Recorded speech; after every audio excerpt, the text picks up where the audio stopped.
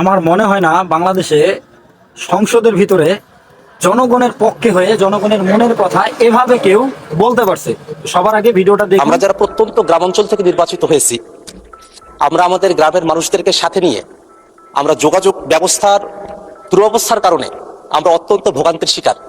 আমাদের একেবারে প্রত্যন্ত গ্রামাঞ্চলগুলোতে একটা অ্যাম্বুলেন্স বাড়ি পর্যন্ত যাওয়ার কোনো ব্যবস্থাপনা নেই। এখন বর্ষাকাল সামনে চলে এসেছে, সেই বর্ষাকালে মানুষেরা তাদের বাড়িতে পর্যন্ত যেতে পারেন না। আমি আবার নির্বাচনী এলাকায় দেখেছি এমন কিছু জায়গা রয়েছে চরাঞ্চল, যেখান থেকে বাজারে পণ্য পৌঁছাতে গেলে রাস্তার অব্যবস্থাপনার কারণে, রাস্তা না থাকার কারণে সেখানে পণ্যের মূল্যবান কমে আসে, কৃষককে ভোগান্তির মধ্যে পড়তে হয়। আবার সামনে শীতকাল, তখন ধুলাবালিতে মানুষদেরকে কষ্ট করতে হয়। আমি যদি আমার নির্বাচনী আসনের কথা বলি, সেখানে আমার 2টা উপজেলা রয়েছে। কাউনিয়া উপজেলাতে মোট 535 কিলোমিটার রাস্তা রয়েছে, তার মধ্যে মাত্র 198 কিলোমিটার পাকা করা হয়েছে, আর কাঁচা রাস্তা এখনো আছে 337 কিলোমিটার।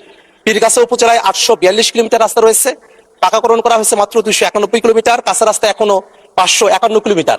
অর্থাৎ আমার রংপুর 4 আসনে যে 1377 কিলোমিটার রাস্তা রয়েছে, তার মাঝে মাত্র 489 কিলোমিটার পাকাকরণ করা হয়েছে, এখনো 888 কিলোমিটার পাকাকরণ করতে হবে।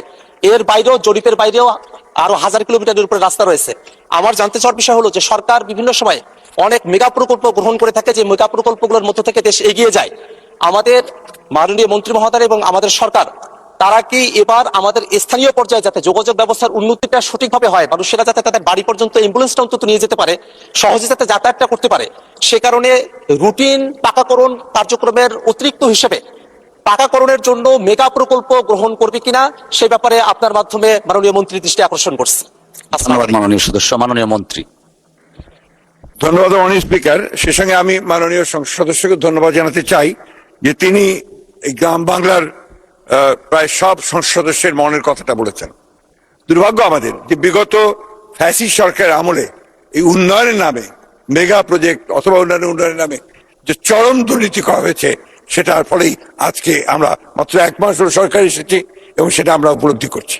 দুর্ভাগ্যক্রমে বিগত অন্তর্বর্তীকালীন সরকার আমলেও যারা দায়িত্বে ছিলেন, তারা নিজ নিজ এলাকায় ফান্ড নিয়ে চলে গেছেন, কিন্তু বিশেষ করে উত্তরাঞ্চলের অঞ্চলগুলোতে এই রাস্তাঘাটগুলো একেবারেই আপনার নেগলেক্টেড থেকে গেছে। আমি আপনার মাধ্যমে মাননীয় সংসদ সদস্যকে এই কথা দিতে পারি, ইনশাআল্লাহ আগামী দিনগুলোতে আমরা এই ধরনের কোনো দুর্নীতিকে প্রশ্রয় না দিয়ে আমরা গ্রামাঞ্চলের রাস্তাঘাটগুলোকে, যোগাযোগ ব্যবস্থাকে সবচেয়ে বেশি গুরুত্ব দিয়ে কাজ করবো ইনশাআল্লাহ। মাননীয় এই আক্তারের জন্য নির্বাচন করতে গিয়ে কত মানুষের কত কথা শুনছি। মানুষ বলছে আক্তার ফিডার খায়, দুধের বাচ্চা, আর দুধের বাচ্চারা কি করবে এমনটা দেখছেন, দুধের বাচ্চার কথা শুনছেন। এটাই হলো শিক্ষিত মানুষের পরিচয়, এটাই হলো শিক্ষিত মানুষের জনগণের দরদি যারা, তারা এভাবেই কাজ করে, এভাবেই কথা বলে। ভালো লাগলে শেয়ার করে দিবেন।